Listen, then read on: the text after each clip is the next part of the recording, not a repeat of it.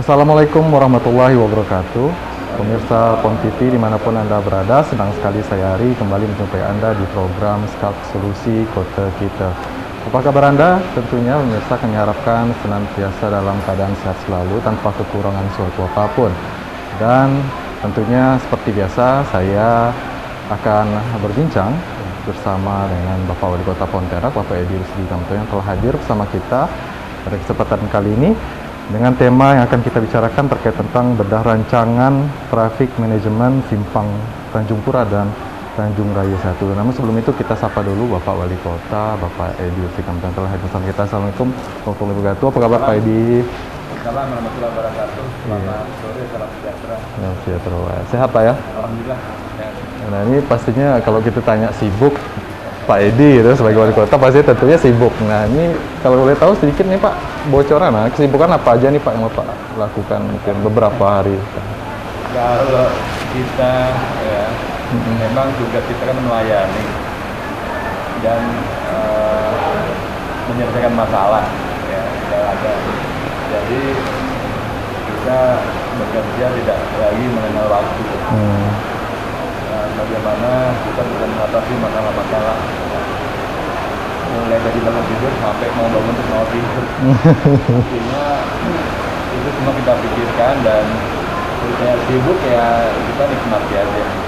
Yang penting sehat dan kita bisa mengabdi untuk memberikan pelayanan yang terbaik bagi masyarakat.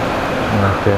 Nah, kalau ngomong-ngomong soal COVID nih Pak, ini kan tak ada habis-habis ini Pak ya. Nah, ini kalau tahu, apa kabar Kota Pontianak tuh Pak? Sudah tahu. Alhamdulillah sampai hari ini kondisinya terus menurun ya.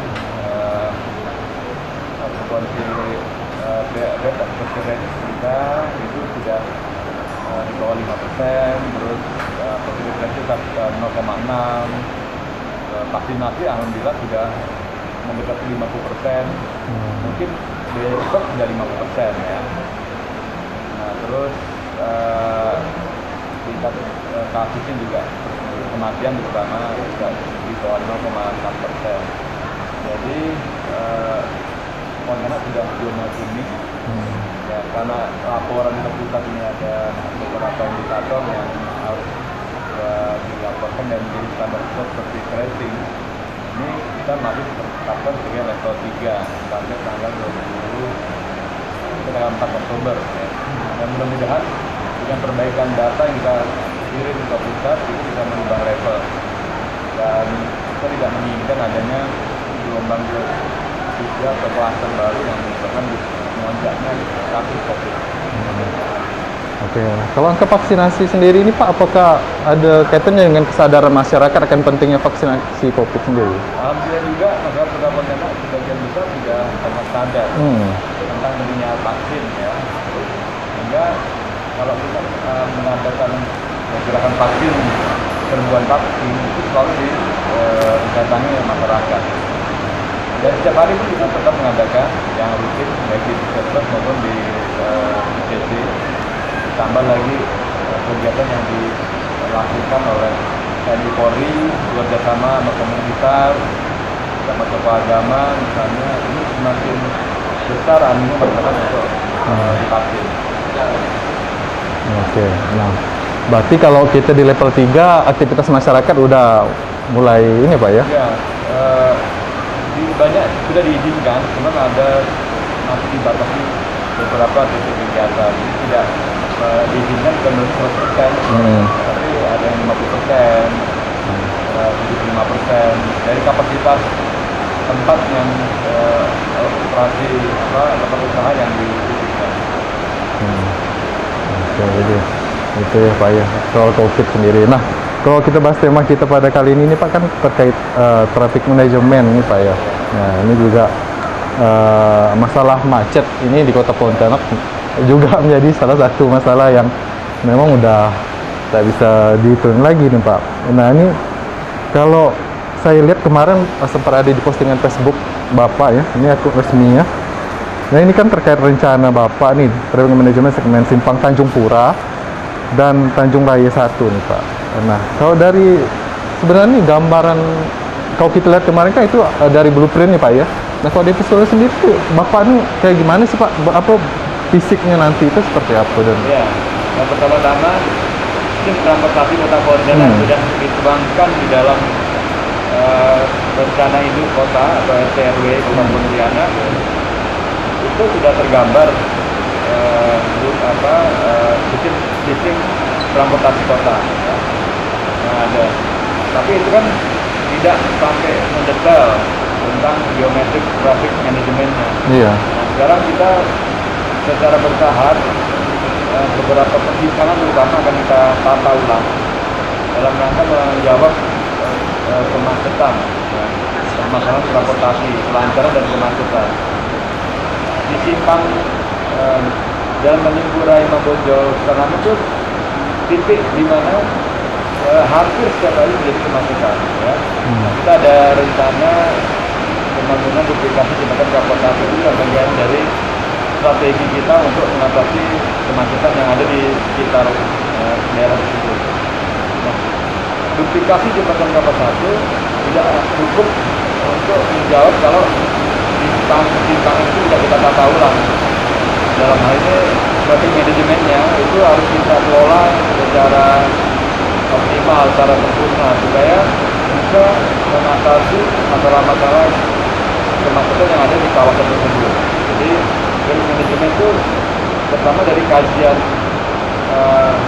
AMDAL Lalinnya itu pasti LHR-nya lebih besar ya, sehingga menyebabkan kemacetan, kepadatan. Ini harus kita desain ulang, baik itu geometri misalnya, terus rambu-rambunya, traffic light, lampu lalu lintas, ada marka jalan, di situ ada penerangan jalan, termasuk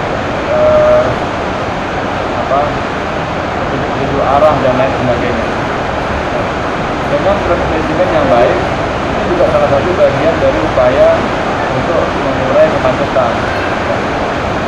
Hingga menunjang duplikasi jembatan kelapa satu yang insya Allah tahun depan akan dibangun.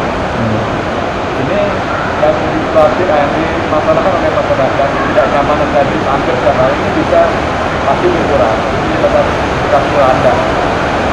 Kita berharap masyarakat juga ikut ya, membantu atau mendoakan cepat selesainya dan lancarnya pembangunan ini.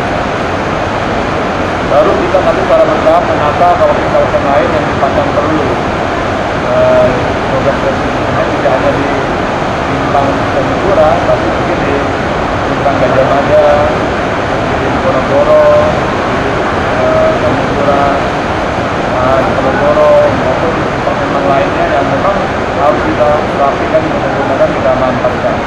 Itu salah satu upaya kita untuk menjadikan Kota Pontianak kota yang tertib lalu lintas yang lancar dan aman. Oke, berarti ini memang ada segmen-segmennya tadi itu Pak ya. Nah yang ini mungkin kita segmen Tanjung Pura dengan Tanjung Raya, bahkan nanti ada segmen-segmen lain di yang lain. Baik pemirsa, kami akan kembali usai jeda, jadi jangan beranjak dulu, tetaplah di SCAF Solusi Kota Kita.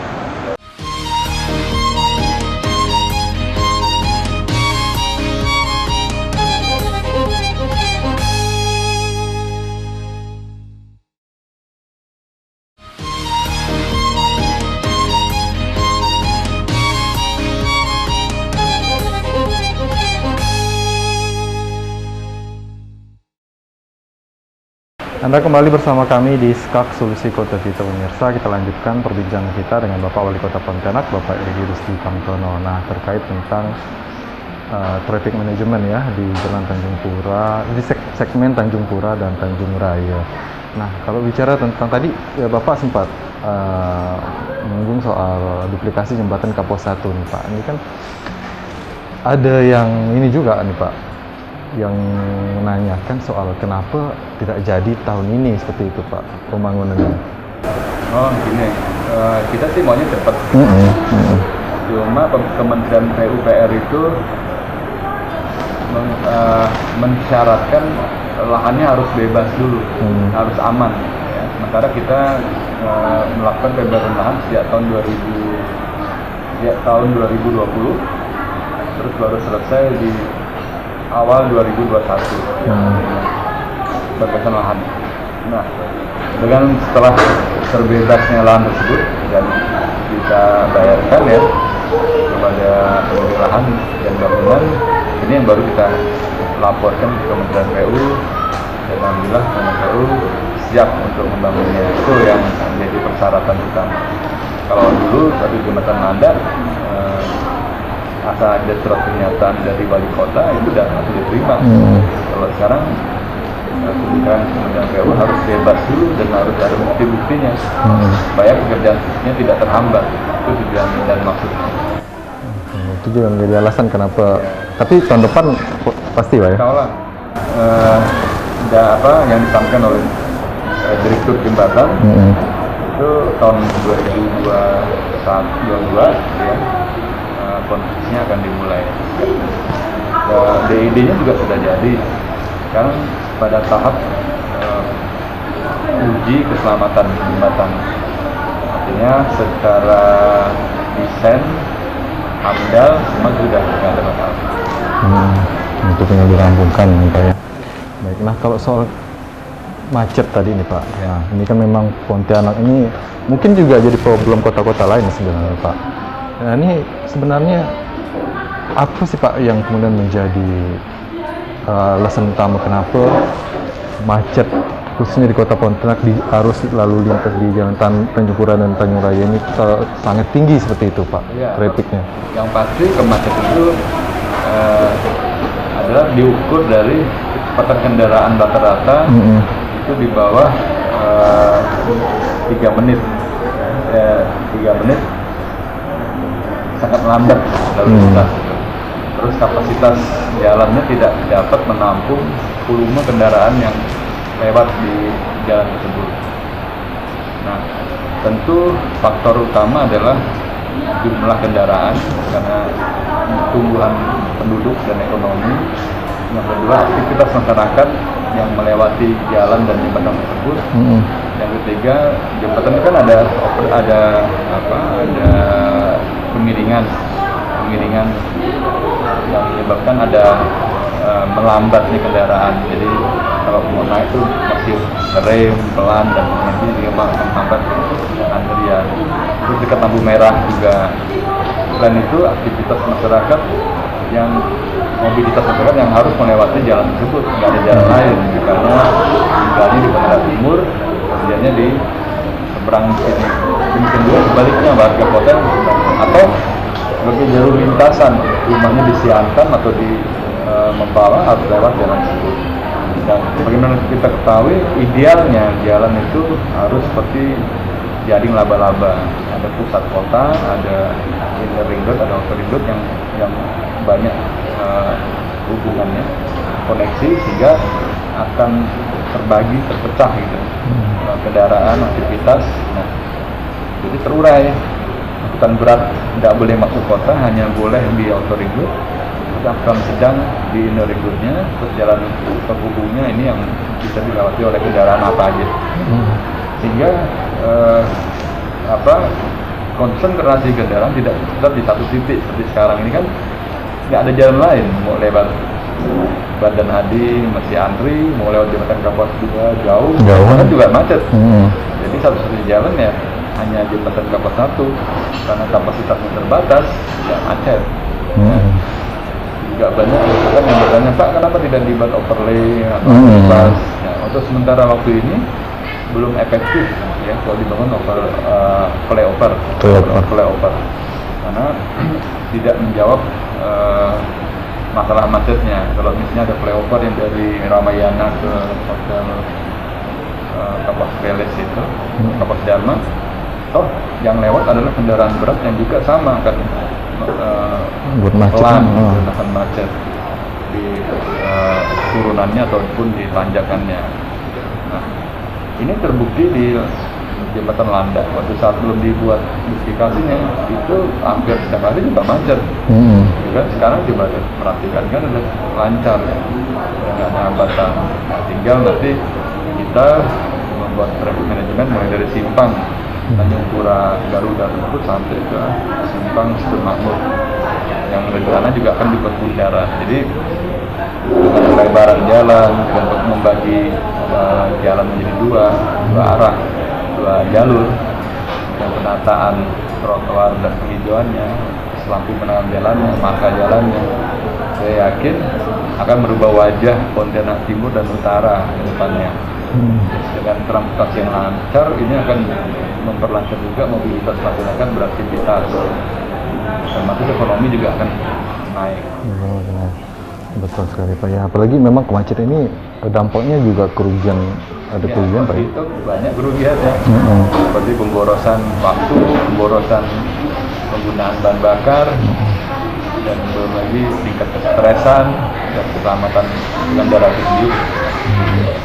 Nah Pak, kalau kita buka Facebook nih Pak ya, nah ini kan banyak komentar kalau di page Bapak sendiri nih.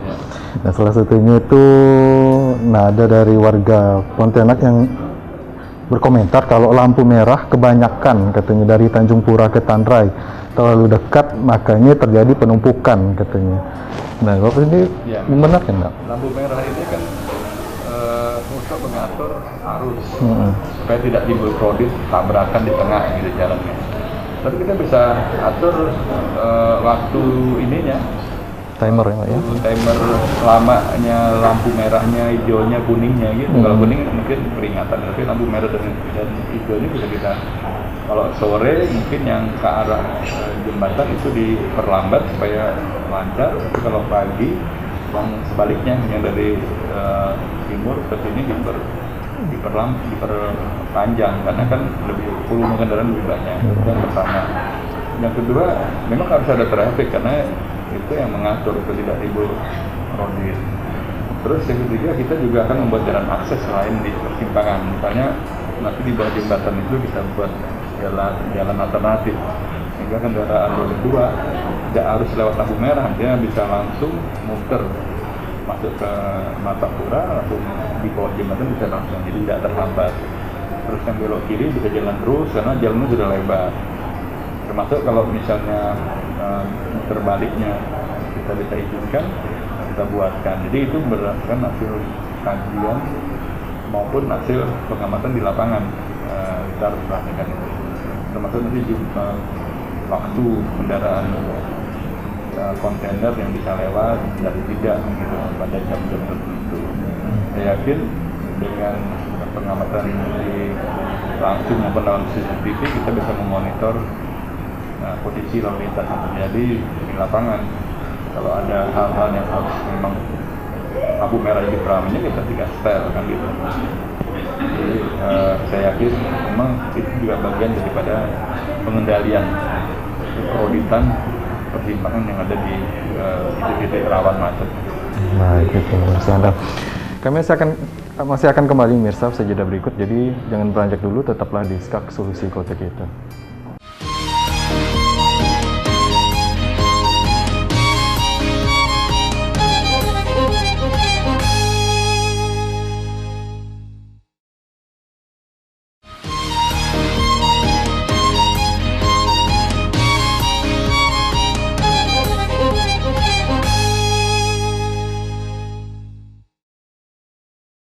Anda kembali bersama kami di Skak Solusi Kota Kita.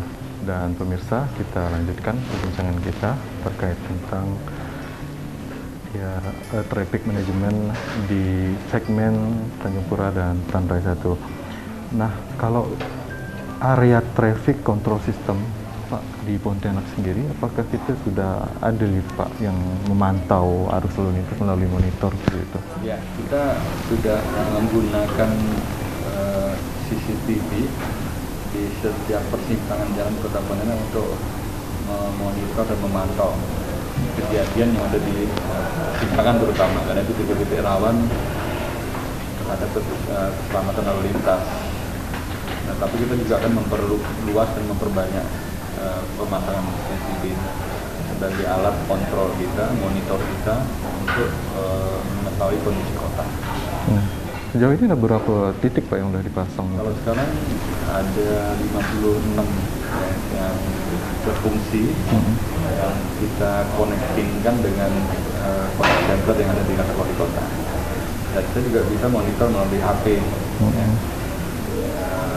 untuk melihat, dan juga di situ ada speaker yang kita hubungkan sehingga kita bisa kalau ada kejadian atau ada apa kita bisa ngomong. dan itu didengar di sekitar radius sampai 100 meter dari kesimpangan namanya. Oh, langsung ditegur, Pak ya? Ada pengumuman, atau ada yang melanggar rambu, dan diingatkan. Oke. Nah, kalau itu Pak, dari trafficnya sendiri, dari lampu merah sendiri, ini apakah nanti kan bakal yang kata Bapak traffic manajemen yang untuk di Tanrai dengan Tanjung Pura itu sendiri Pak. Nah, ini bakal ada beberapa titik nih Pak yang akan untuk rambu lalu lintasnya mungkin dan juga lampu merahnya di sana. Yang pasti setiap persimpangan harus kita pasang. Ya. Lampu merah yang standar lah ya. Standar itu dari sisi ukuran, dari sisi keterangan, terus kualitasnya, jaraknya itu kita akan pasang di simpang yang rawan dan padat. Dan itu juga kita bisa bantu dengan traffic flash lights itu untuk memberi peringatan misalnya yang kuning aja, yang kelap-kelip itu bisa kita pasang. Terus nanti juga ada mata kucing kalau kita bilangnya itu. Kalau malam kena cahaya itu bisa bersinar, itu kita taruh di trotoar, di jalan, kita tanam dan itu. Dan tujuh arah dengan peringatan, termasuk mungkin agar semoga supaya masyarakat juga mengetahui kecepatan yang diinginkan. Nah, ini juga termasuk salah satu upaya untuk mewujudkan Pontianak sebagai smart city tadi Pak ya. Nah, selain itu Pak, apa lagi nih Pak yang mungkin akan menjadi salah satu upaya tadi Pak untuk mewujudkan traffic management yang baik di segmen Tanjung Pura? Traffic management yang baik adalah yang sesuai dengan standar-standar internasional tentang ukuran geometrik jalannya, terus kelengkapan jalannya, yang tujuannya untuk kelancaran dan keselamatan berlalu lintas ya. Jadi dengan trotoar warga itu sudah merasa aman kalau seandainya traffic management di setiap jalan atau persimpangan itu memenuhi persyaratan. Tapi ini tidak bisa satu tahun selesai, dia akan berkelanjutan, dibutuhkan waktu dan biaya untuk lumayan besar. Nah, kita bisa melihat permasalahan yang terjadi, ini harus kita ambil tindakan dan tuntaskan sesuai dengan kondisi lapangan. Nah, ini kan keluhan juga nih Pak dari, ini pasti warga Siantan kayaknya Pak nih. Nah, katanya Pak, di pasar Siantan itu katanya kecelakaan tuh hampir ada tiap minggu. Nah, alasannya jalan sempit dan semua jenis kendaraan tuh ada. Nah, apakah memang ada nih Pak rencana untuk pelebaran jalan seperti itu? Ya memang di Pontianak ini kan ada fungsi jalan, status jalan nasional, jalan provinsi, jalan kota. Yang nomor 2 dan struktur nomor dan nomor 2 itu termasuk jalan nasional. Jadi yang mengendalikan, merawat, membangun dan meningkatkan atau melebar itu adalah Balai Besar Jalan Nasional dan lain-lain. Jadi dananya APBN. Terus jalan provinsi, terus Hasanuddin, Reza Rahman, Senabdir dan jalan provinsi contohnya. Selain itu jalan kota.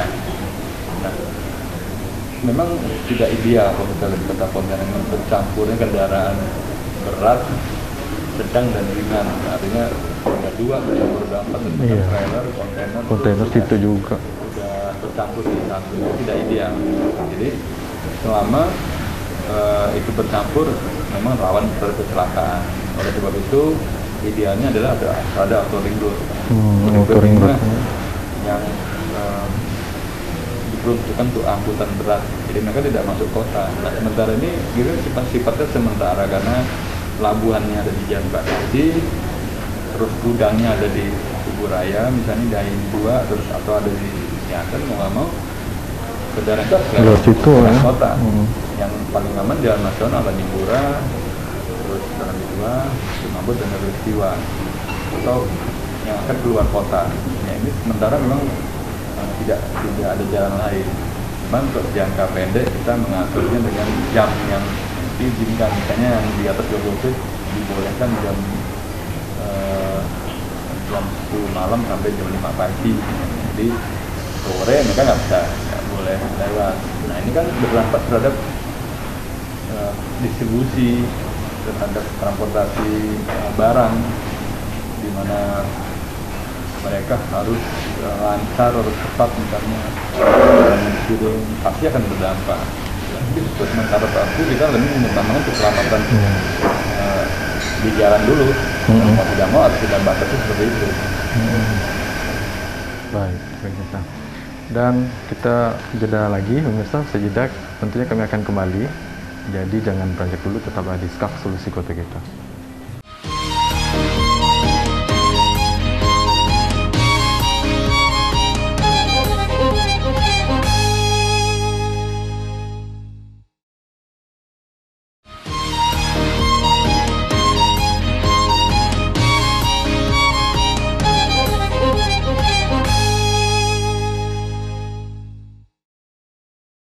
Terima kasih Anda masih bersama kami di Skak Solusi Kota Kita.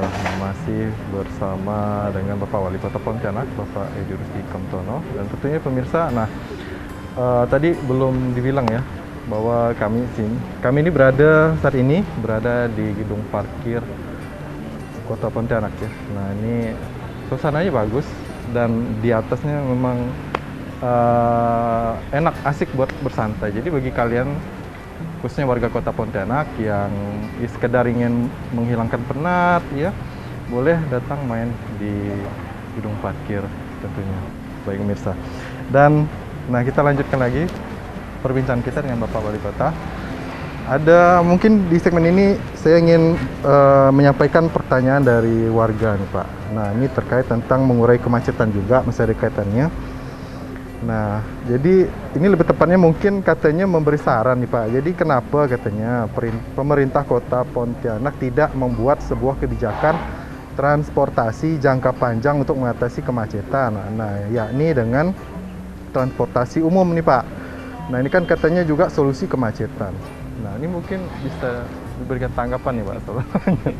Jadi banyak tuh warganet yang DM ke saya, chat ke saya, Pak kenapa tidak pakai kendaraan umum, bis misalnya, atau bahkan MRT katanya. Jadi perlu saya jelaskan, terus yang mau naik siapa gitu kan? Ya, kadang-kadang saya jawab juga, apakah yang momen itu juga akan kalau ada kendaraan umum akan naik kendaraan umum? Saya yakin 90% warga kota lebih enjoy, nyaman pakai kendaraan sendiri, dan mereka mampu. Mereka punya motor, mereka punya kendaraan roda 4 juga. Kenapa? Karena begini, kendaraan umum kan tidak bisa masuk gang. Sementara Kota Pontianak banyak gangnya. Warung kopi tidak semua ada di jalan besar. Nah, ada di Siam, Ijaz, ada di mana-mana gitu kan. Sehingga memang lebih enak pakai motor, dari depan rumah bisa sampai tujuan. Nah, jalannya pun pendek-pendek sementara ini. Bukannya tidak terpikirkan, kita sudah pernah coba dapat bantuan bis dari Kementerian Perhubungan. Ada 10 bis yang kita gunakan untuk angkutan umum sebenarnya, tapi tak ada penumpangnya. Ada shelternya yang tinggi, itu kita bangun di SMK 3, ada di Kota Baru misalnya itu. Nah, ternyata masyarakat lebih senang naik kendaraan pribadi ya. Dia lebih simpel, lebih cepat, lebih mobile. Kalau udah mahasiswa nih ke kampus pulangnya ngopi-ngopi gitu. Kita maklumi hal seperti itu. Sehingga untuk sementara waktu kita memang tidak mengoperasionalkan. Tapi outlet masih ada masyarakat ya. Kalau kita bertimpa satu jalur dengan outlet, kasihan outlet. Mereka akan berkurang kan penumpangnya, yang nanti akan berdampak terhadap pendapatannya. Nah, terus sekarang ada ojek, ada juga Gober atau Uber ya, kendaraan yang roda 4 yang bisa disewa. Itu transportasi yang pribadi di Kota Pontianak ini. Nah, kuncinya sekarang bukan masalah kemacetan akibat kendaraan banyak, karena kita tidak juga bisa melarang kan orang tidak boleh beli kendaraan, karena itu bukan ranahnya pemerintah kota. Tapi kita sekarang bagaimana terus mengatasi baik jaga pendek maupun jangka menengah dan panjang untuk mengurai lalu lintas. Dan ini kan berkelanjutan bertahap. Nanti kalau jembatan Kapuas 3 misalnya terbangun, ada auto ring road. Nah, angkutan berat yang dari pelabuhan tidak lewat kota lagi, tidak lewat jembatan Kapuas 1 dan 2, tapi ke sana keluar kota. Demi juga yang masuk ke kota. Terus ada terminal bis antar negara, bis tidak boleh masuk ke kota. Sehingga di kota hanya untuk kendaraan-kendaraan pribadi, kendaraan yang ringan, baik beban maupun ukuran. Jadi untuk mengarah ke angkutan umum tetap akan menjadi pemikiran kita di saat memang itu diperlukan. Kalau sekarang dibutuhkan ya. Kalau sekarang kita belum begitu efektif melihat kondisi karakter masyarakatnya juga. Yang tentunya kalaupun ada justru makan kalau misalnya ada pun tapi nggak ada pun justru malah memacetkan kota. Betul. Lewat jembatan kota itu udah macet. Betul, Pak. Kan? Karena tidak mengurangi orang tidak menggunakan kendaraan pribadi. Nah, seperti Jakarta kan sudah ada Transjakarta, sudah ada MRT juga masih macet. Nah, itu yang menjadi kendala. Ya, ini bahkan ada juga Pak yang meminta dibangun LRT. Dan tanggapan Bapak nih? Ya, saya setuju. Tapi kata orang Pontianak bilang itu ngade-ngade. Tidak gitu kan. Karena memang itu biayanya besar. Di Indonesia aja baru Jakarta, terus ada di Palembang itu atau Asian Games. Dari bandara ke Jaga Berling, dan sekarang tidak proporsional untuk masyarakat, tapi jadi untuk wisata aja Sabtu Minggu, bukan untuk angkutan umum karena perkembangannya boleh dikatakan sangat sedikit. Dan memang kalau ada itu mungkin menjadi kebanggaan masyarakat juga Pak ya. Oh, di Pontianak udah ada LRT gitu ya. Tapi tidak ada yang naik gitu. Tidak ada mau pakai LRT gitu. Nah ini mungkin tapi kedepannya ada lah Pak ya, masih diperhitungkan untuk transportasi. Bisa nanti diwujudkan kalau memang sudah menjadi kebutuhan.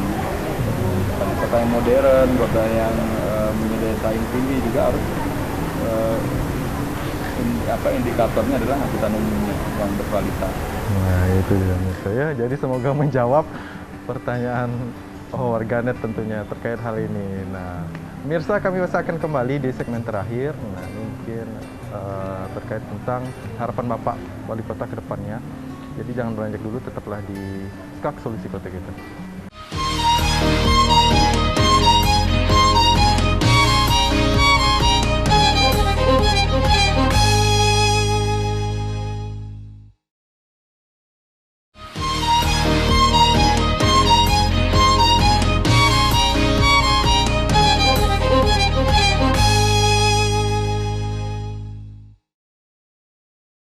Anda kembali bersama kami di SKAK Solusi Kota Kita. Tidak terasa kita sudah berada di segmen terakhir pemirsa, dan mungkin untuk menutup perjumpaan kita pada segmen terakhir ini, mungkin ada kata ini Pak, penutup nih Pak, terakhir mungkin harapan Bapak ke depannya terkait mengurai kemacetan di Kota Pontianak dan juga ya mungkin untuk pesan-pesannya lah untuk masyarakat Kota Pontianak. Ya pertama-tama kita harus melaksanakan program yang sudah dituangkan di dalam RT/RW tentang sistem transportasi Kota Pontianak, termasuk sistem drainase Kota Pontianak. Harapan kita kalau ini terwujud, insya Allah jalan di Kota Pontianak minimal di 95% mantap dari sisi konstruksi, kualitas, dari sisi traffic manajemennya, dari sisi kelengkapannya. Nah, sehingga kalau lalu lintas ini bisa kita mantapkan, tidak-tidaknya mobilitas dan transportasi lancar. Nah, sekarang di mana kita juga harus memikirkan pusat-pusat kegiatan seperti daerah sekitar ya, Pontianak Metropolitan Area, dan ini daerah Kuburaya juga harus terbangun, dan ada klaster-klaster perumahan yang terpusat dengan fasilitasnya yang lengkap, sehingga mereka tidak harus mesti ke kota dan sebaliknya, supaya ada sebaran aktivitas masyarakat. Sekarang kan sebenarnya semua terpusat di Ahmad Yani, karena di situ ada perkantoran, ada sekolah, ada mall misalnya gitu. Nah ini yang menyebabkan orang datang ke jalan tersebut ataupun yang hanya sekedar lewat gitu kan. Sehingga pada jam-jam tersebut macet. Demikian juga hambatan kita adalah Sungai Kapuas. Kalau kita bikin jembatannya misalnya datar saja, tidak harus melengkung, di mana kapal ya tidak bisa lewat, itu mungkin lebih murah. Tapi karena harus tinggi, diperlukan budget yang besar, karena aktivitas Sungai Kapuas juga harus berfungsi. Kapal-kapal yang tingginya seperti 30 meter dari permukaan air pasang bertinggi. Nah itu kita harus pikirkan sehingga mahal. Jadi kedepannya Pontianak akan kita ciptakan kota yang semakin bisa membahagiakan pengunjungnya dengan segala fasilitas. Pertama ruang terbuka hijau, trotoar yang lebar, waterfront yang cantik ya, yang instagramable, terus fasilitas lainnya, sarana olahraganya. Nah ini harus kita wujudkan. Selain bersih, disiplin masyarakatnya juga kita harus bersama-sama membangun kota ini sebagai tempat kita beraktivitas. Nanti kalau kota ini membahagiakan, tentu kita akan merasakan kegembiraan di situ. Apalagi masyarakatnya sejahtera. Nah, ini yang harus kita bangun. Jadi mindset kolaborasi kita terus kita lakukan sesuai dengan kearifan lokal yang atau budaya yang sudah terjalin, yang sudah bagus selama ini. Terima kasih Pak Edi atas waktunya. Semoga programnya makin lancar Pak ya ke depannya Pak, dan sukses selalu. Dan pemirsa, perbincangan tadi sekaligus mengakhiri perjumpaan kita pada kesempatan kali ini. Kata saya Ari, mewakili kerabat kerja yang bertugas, pamit undur diri. Selamat sore, selamat beraktivitas, dan sampai jumpa. Wassalamualaikum warahmatullahi wabarakatuh. Waalaikumsalam.